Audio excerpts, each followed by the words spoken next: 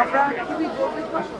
আমাদের মা আমাদের মাঝে আছেন, তিনি থাকবেন, তিনি কখনো যাবেন না।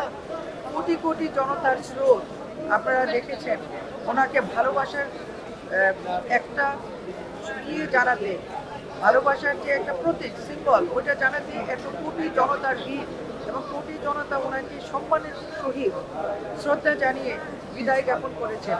শেষ ভালো তার, যার সব ভালো তার। আর সবচেয়ে বড় কথা হলো যে আমাদের তারুণ্যের প্রতি জনাব তারেক রহমান, ওনার মা এবং ওনার বাবা দুজনের আদর্শকে বাস্তবায়ন করবে। আপনারা সামনে 12ই ফেব্রুয়ারি জানেন ইলেকশন হচ্ছে, আপনারা ওনাকে জয়যুক্ত করবেন আপনাদের একটি ভোটের মাধ্যমে। কারণ আপনারা জানেন যে গণতন্ত্রের জন্য এই আপসহীন নেত্রী কত ত্যাগ স্বীকার করে গেছে এবং ওনার যে অসম্পূর্ণ কাজগুলো বেগম জিয়ার এবং শহীদ প্রেসিডেন্ট জিয়াউর রহমানের সেই কাজগুলো আমাদের তারুণ্যের প্রতি জনাব তারেক রহমানের হাত ধরেই সম্পূর্ণ হবে।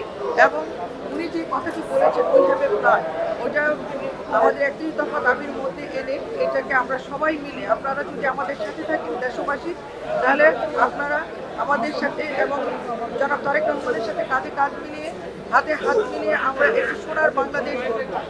এবং সেই প্রত্যাশাই জনাব তারেক রহমান ব্যক্ত করেছেন ওই হ্যাভ এ প্ল্যানের মাধ্যমে।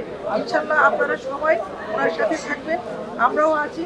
আর আমাদের মার প্রতি রইল আমাদের অবিরাম ভালোবাসা, যেটা বাংলাদেশ যতদিন থাকবে ততদিন এই গণতন্ত্রের মা বেঁচে থাকবেন ইতিহাসের পাতায়।